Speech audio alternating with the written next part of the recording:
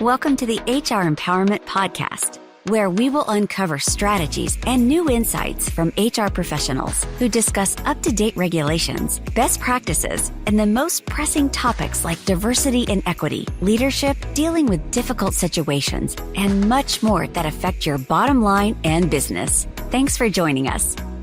Hey everybody, Wendy Sellers here, the HR lady. We are here today to talk about inclusive leadership and how it starts with you.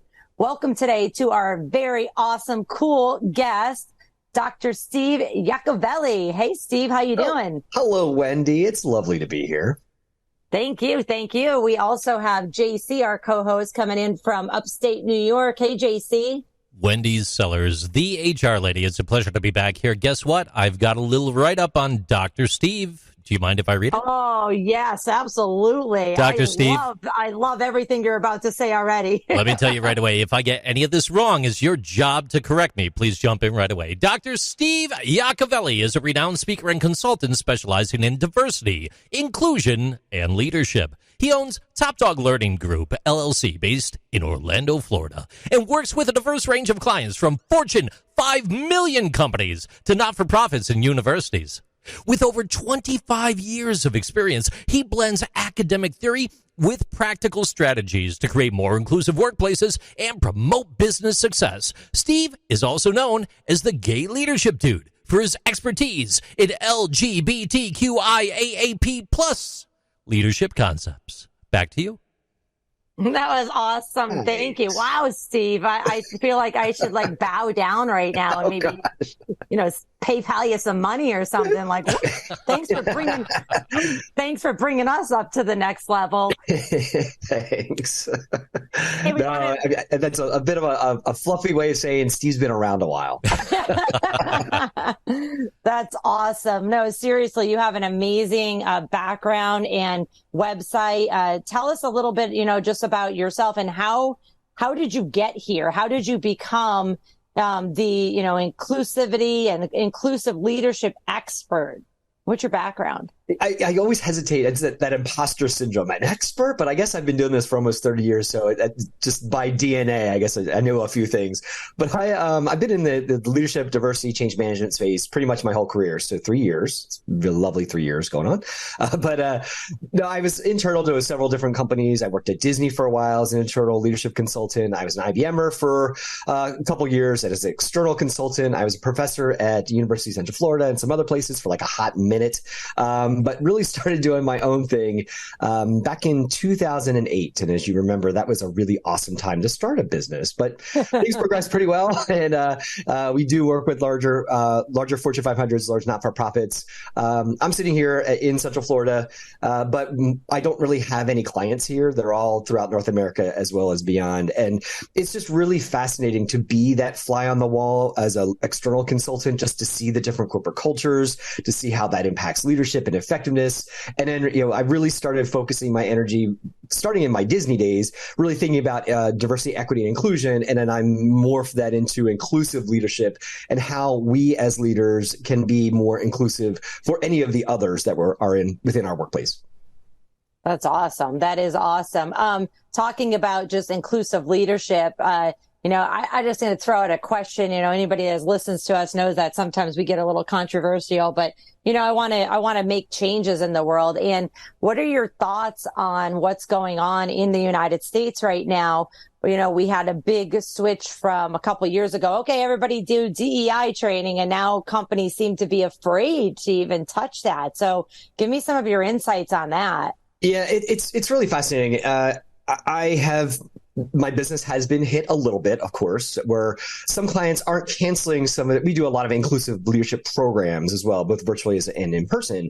And some of our clients are saying, you know what, let's put a pin in that till next year. And I think it's kind of fascinating. And to me, it's showing, quite honestly, who are more performative allyship companies and organizations, and those who are really, they have that value of we embrace inclusivity and really back it and mean it. And I think that's where I'm seeing all of our leaders have that conversation is they're being shown the actual true emphasis on how important this is to a business strategy. And it is a business strategy. Yes, it makes the world a better place. Of course it does.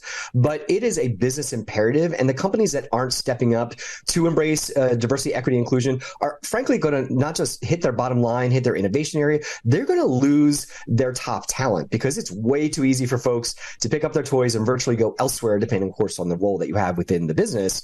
And people are looking and seeking companies that include that value of inclusivity. And I think it's a very telling time for the companies that are really behind it and those who are just like, yeah, it was a good tick box we had on our website.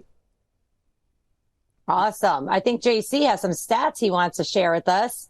Hey, ladies and gentlemen, everyone listening, inclusive leadership can contribute significantly to the success of various areas of team procedures and performance. Companies who thrive at making employees feel included reported 17% higher perceived team performance, 20% higher decision-making quality, and 29% higher collaboration rates, Wendy. Well, gee, I don't know. Do we want our team to, have better decision-making, collaborate more together so somebody doesn't walk out the door because they feel like they're being excluded? Yes. We want all of this. So, Steve, tell our listeners, what would be the first step that you would do if they called you and said, I need help with inclusivity? We kind of had that due diligence conversation and get a feel of the landscape within the workplace culture. And so, how inclusive is the workplace in general? Yes, they might have here's our mission, vision, values, and they speak to that. But what are the values that are actually lived? And we do our kind of, Nancy Drewing, if you will, or Jane Goodalling, anthropologist kind of thing, to really get a true sense on how inclusive the workplace is.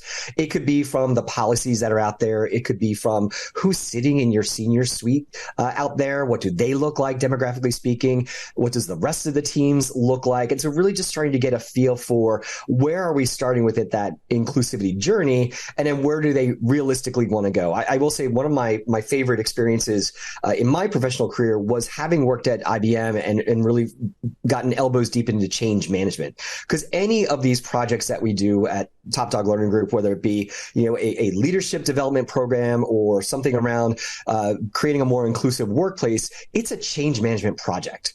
So you have to have both training, you have to have communication, you have to have executive sponsorship. How are you measuring the impact? And you'll know how you got there. And so we kind of take that approach to it. Some clients love that. Some clients are like, ooh, you're going to actually measure the results. We just really wanted a performative tick box and said, yay, gave leadership to this team came in, we're done. It's like, no, that's not how this works.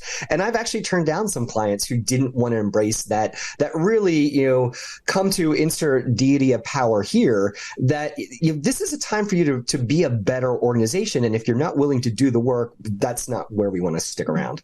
I love it. I love that you say, bye, go find somebody else that'll take your money. I do the same thing. Hey, everybody. Thanks for listening to episode 1 of 5. It's a 5-part series on inclusive leadership today. Up in our next episode, we're going to cover why so many people fail, crash, and burn as inclusive leaders or just leaders in general. And as a reminder, at Aurora Training Advantage, subscribers of the podcast can earn HRCI and SHRM credits. So check it out on their website, auroratrainingadvantage.com. Thanks for joining us. Thank you for joining the HR Empowerment Podcast, brought to you by Aurora Training Advantage. We hope you've gained new insight and strategies to navigate the HR profession. We look forward to you joining us again on the HR Empowerment Podcast.